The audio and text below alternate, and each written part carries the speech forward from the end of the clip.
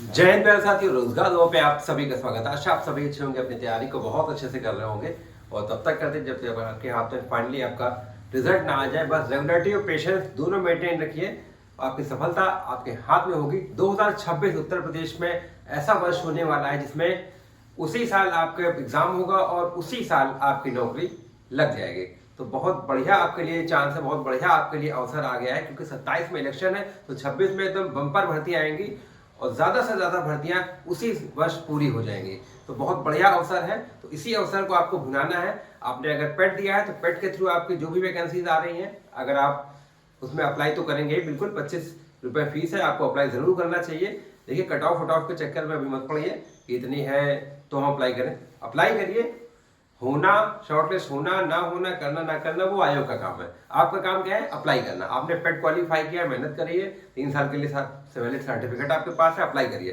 Constable की आने वाली, होमगार्ड की खत्म हो गई है और कंप्यूटर ग्रेड ए की चल रही है, तो बहुत बम्पर भर्तियां हैं। फिर आगे वीडियो आएगी, लोअर पीसीएस आएगी, बहुत जबरदस्त वैकेंसी आपके लिए। तो इसीलिए आपके लिए डेली शाम को 6:15 पर आपके ईवीएस की आगाज सीरीज चल रही है। और अगर हम बात करें 2 बजे दोपहर में, अब आपके लिए 2 बजे दोपहर में उत्तर प्रदेश जीके की सीरीज शुरू कर गई है। कल आपने एक वीडियो देखा उसका, तो आप 2 बजे एग्जैक्ट जुड़ जाया करिए, क्योंकि नोटिफिकेशन आप पहले ऑन कर लीजिए। नोटिफिकेशन आपको 2 बजे का वीडियो तो 1:30 बजे मिल जाएगा, शाम को 6:15 का है तो 5:45 में नोटिफिकेशन मिल जाएगा, क्योंकि बहुत इंपॉर्टेंट आपके लिए यूपी जीके हो जाती है। लेखपाल में 20 क्वेश्चन आने हैं, होमगार्ड पूरी जीके जीएस है, उसमें भी यूपी के बहुत अच्छे क्वेश्चन आने हैं। तो बहुत इंपॉर्टेंट आपके लिए यूपी जीके हो जाती है हर एग्जाम के लिए। कांस्टेबल यूपी जीके जबरदस्त आएगी और जो कंप्यूटर ऑपरेटर के यूपी जीके जबरदस्त आएगी। तो यूपी जीके का बहुत बड़ा एक हिस्सा आपके एग्जाम में आने वाला है। तो उसी के लिए आपके लिए दोपहर में डेली 2 बजे आपके लिए यूपी जीके का शुरू की गई है। कल आपने उसका पहला वीडियो देखा था, उत्तर प्रदेश का सामान्य परिचय भाग 1। आज उत्तर प्रदेश का सामान्य परिचय भाग 2। तो बहुत महत्वपूर्ण आपके लिए वीडियो, इसलिए वीडियो में अंत तक जरूर बने रहा करिए। और कोशिश ये भी कर लिया करिए कि अगर लिख लेंगे तो आपको लिखने से और अच्छा याद हो जाएगा। अगर नहीं लिखना है तो आप देख के भी कर सकते हो। वैसे मेरे हिसाब से आप अगर देख रहे हैं, सुन रहे हैं, तो उसको लिखते जाइए, ठीक है। बहुत इंपॉर्टेंट आपके लिए ये सीरीज चल रही। तो आइए देखते हैं हम लोग उत्तर प्रदेश सामान्य परिचय का भाग 2। कल आपने भाग 1 देखा था, आज उसका उसी के आगे भाग 2 हम लोग चलते हैं। आप लोग देखिए, सीधे सीधे क्वेश्चन है, बिल्कुल घुमाने की कहीं जरूरत नहीं है। मैं पढ़ता जाऊंगा और उसका आंसर पढ़ता जाऊंगा, ठीक है। सीधे सीधे क्वेश्चन है, घुमाने की कहीं इफ बट नहीं, ऐसे से घुमा के कहीं आंसर बताया जाए, बिल्कुल नहीं। सीधे सीधे क्वेश्चन है और ये क्वेश्चन आते ही आते हैं, लगातार आ रहे हैं, आगे भी आते रहेंगे, क्योंकि यूपी जीके का इतिहास तो बदलना नहीं, इतिहास तो यूपी जीके का वही रहना है, ठीक है। ग्राम सभा की बात करें तो 59,163 ग्राम सभाएं हैं। ब्लॉक की बात करें तो 8,135 पूरे यूपी में ब्लॉक है। जिला पंचायत की बात करें तो 75 जिला पंचायत है। नगर निगम की बात करें तो 17 नगर निगम टोटल है। जो 17वीं नगर निगम बनी है, 17वां वो शाहजहांपुर की बनी। ये बहुत इंपॉर्टेंट हो जाता है कि 17 नगर निगम है तो 17वीं कौन सी बनी है, तो वो शाहजहांपुर की है। फिर आते हैं तहसील, कितनी तहसील? 351 तहसील आपकी है। राज्य की सीमा अगर हम बात करें तो किस देश से छूती है? केवल नेपाल से छूती है। एक अंतरराष्ट्रीय सीमा है जो कि नेपाल से छूती है। और नेपाल से सटे हुए कौन कौन से वो राज्य हैं, तो ये बहुत इंपॉर्टेंट जो होता है कि एक अंतरराष्ट्रीय सीमा जो उत्तर प्रदेश से लगती है वो है नेपाल की। और नेपाल से सटे कौन कौन से राज्य हैं, वो है पीलीभीत, लखीमपुर, एलएमपी मतलब लखीमपुर, बहराइच, श्रावस्ती, बलरामपुर, सिद्धार्थनगर, महाराजगंज।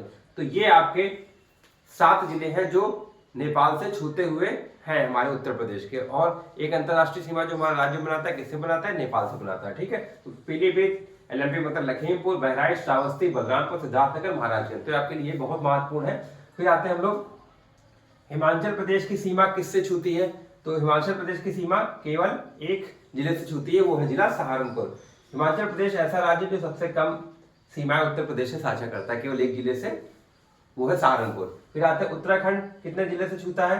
7 जिलों से छूता है, सहारनपुर, मुजफ्फरनगर, बिजनौर, रामपुर, बरेली, पीलीभीत, मुरादाबाद। तो ये उत्तराखंड के छूते हुए जिले हैं उत्तर प्रदेश के, 7 जिले। हरियाणा की बात करें तो 6 जिले, सहारनपुर, शामली, बागपत, गौतम बुद्ध नगर, मथुरा, अलीगढ़। राजस्थान की बात करें तो 2 जिले, आगरा और मथुरा। आगे हम लोग बात करते हैं एमपी के आपके 11 जिले हैं, आगरा, इटावा, जालौन, झांसी, ललितपुर, महोबा, बांदा, चित्रकूट, प्रयागराज, मिर्जापुर, सोनभद्र। ये एमपी के कुल 11 जिले आपके लिए। छत्तीसगढ़ और झारखंड से एक एक जिला छूता है, वो है दोनों में सोनभद्र आपका हो जाएगा, छत्तीसगढ़ और झारखंड से। फिर आता है बिहार में महाराजगंज, कुशीनगर, देवरिया, बलिया, गाजीपुर, चंदौली और सोनभद्र आपके लिए ये बिहार से छूते हुए उत्तर प्रदेश के जिले हैं। फिर आते हैं दिल्ली पर।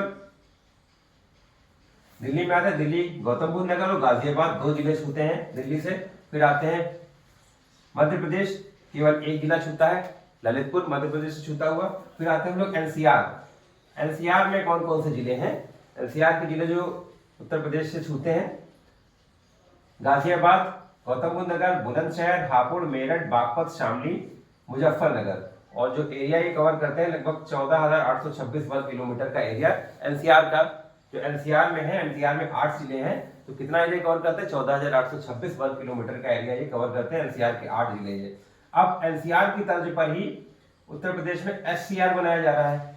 एनसीआर की तर्ज पे क्या बन रहा है? एससीआर। तो एससीआर बहुत आपके लिए इंपॉर्टेंट हो जाता है क्योंकि अभी जल्दी एससीआर की घोषणा हुई थी।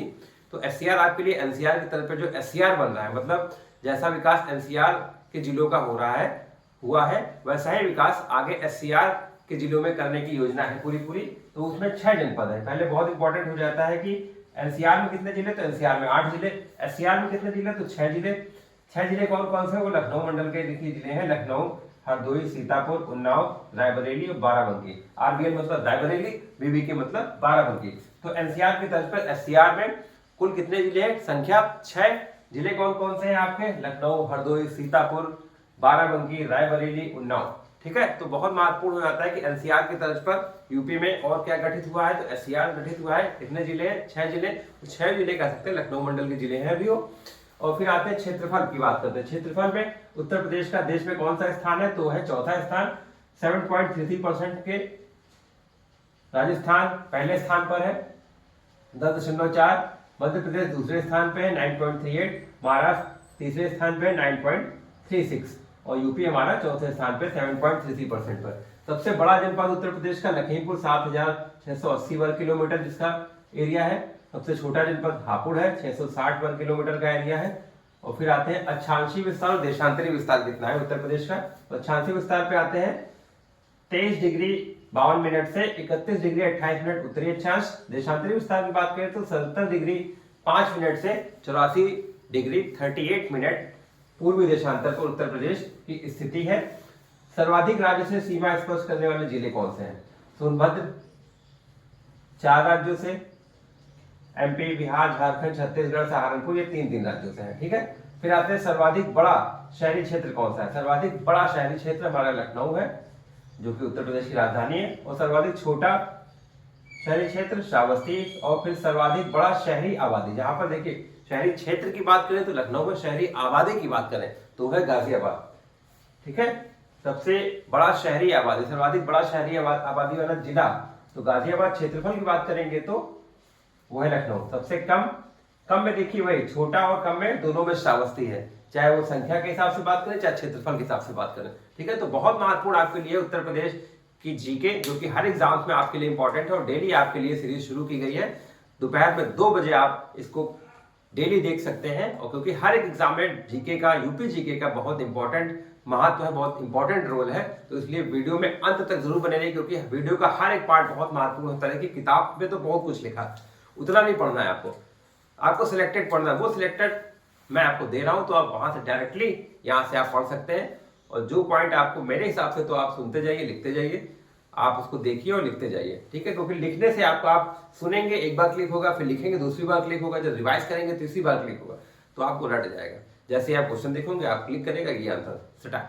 ठीक है, तो बहुत इंपॉर्टेंट आपके लिए यूपी जीके हर एग्जाम्स के लिए। हमारे होमगार्ड वाले भाई बहन, हमारे लेखपाल वाले भाई बहन, हमारे कांस्टेबल वाले भाई बहन, सबके लिए यूपी जीके बहुत इंपॉर्टेंट है। तो बहुत इंपॉर्टेंट आपके लिए सीरीज शुरू की गई। दोपहर में 2 बजे डेली जुड़ना मत भूला करिए, डेली वीडियो देखिए और अपने जो आपके डाउट्स हैं उनको क्लियर करिए। और जो हमारे नए साथी जो तैयारी इसी साल शुरू की है, इसी बार पहली बार कोई एग्जाम देंगे, सभी से निवेदन है तो आप सभी अंत तक जरूर सभी लोग जुड़े रहा करिए। और आप लोग तो स्पेशली जुड़े रहा करिए क्योंकि आप लोग का पहली बार का है। कौन कौन से क्वेश्चन किस टाइप के आते हैं ये आपको इस वीडियो में पता चल जाएगा, क्योंकि यही इसी टाइप के क्वेश्चन, यही क्वेश्चन पीछे भी पूछे गए लगातार और आगे भी यही पूछे जा रहे हैं, क्योंकि इतिहास नहीं बदलता।